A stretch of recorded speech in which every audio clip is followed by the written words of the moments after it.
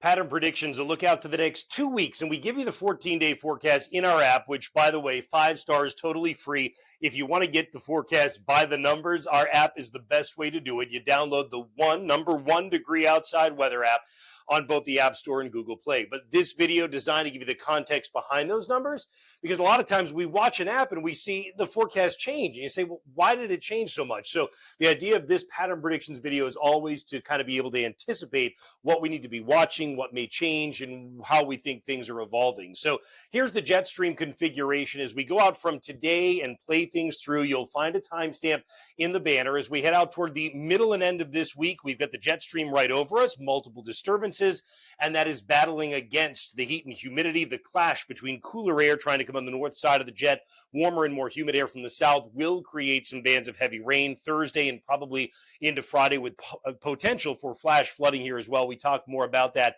in our insights video, since that's happening over the course of this week. Then we start to carve out a jet stream trough. Every time we're going to do that, you're going to bring in the cooler, more comfortable air, but you're also going to open the door to some of that Canadian wildfire smoke. And we may do that again as we head to the upcoming weekend, even though the weather overall improves.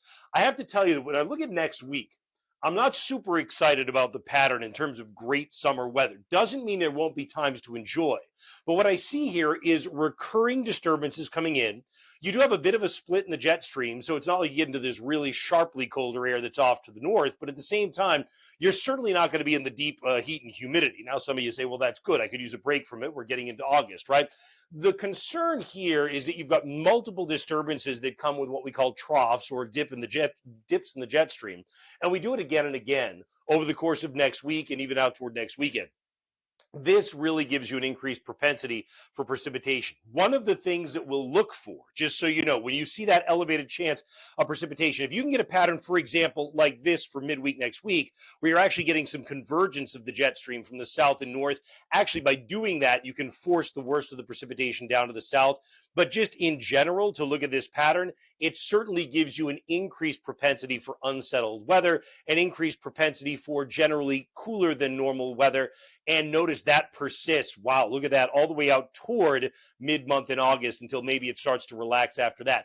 That's why when you look at our app or when you look at the forecast and say, what about chance of precipitation? It is elevated on a number of days over the 14-day period, the end of this week, but then even getting out in toward next week for that matter as well. Certainly, if we look at precipitation over the next 10 days, you're going to see it light up across the Northeast and New England.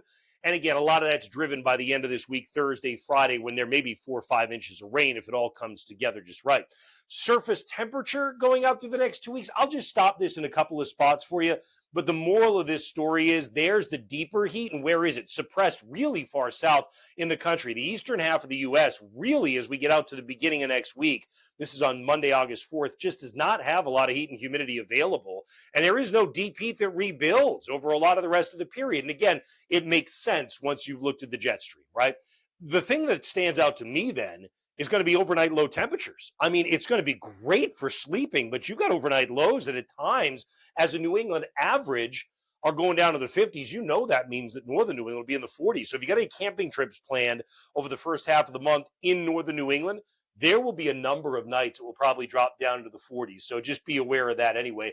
And of course, there's an impact on high temperatures. Some of this, the coldest one, is driven by the rain that comes through on Thursday of this week. But overall, again, you're not going to really see any type of deep heat building with the kind of pattern we looked at. You might be able to get warmth in between disturbances because sun this time of the year is still strong and effective, but keep that in mind anyway. If you love to geek out over weather, we want you on board. Do you know we have over 500 members now who've joined on for exclusive access to our podcast?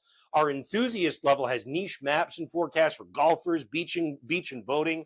There's the 14-day forecast for dew point and feels like forecast for New England average that we update with a graph every day. So membership.onedegreeoutside.com. You can check that out. We hope you jump on board. That's how it looks for now. Look forward to seeing you again with updates all the time at onedegreeoutside.com. And of course, always at the top of the One Degree Outside weather app.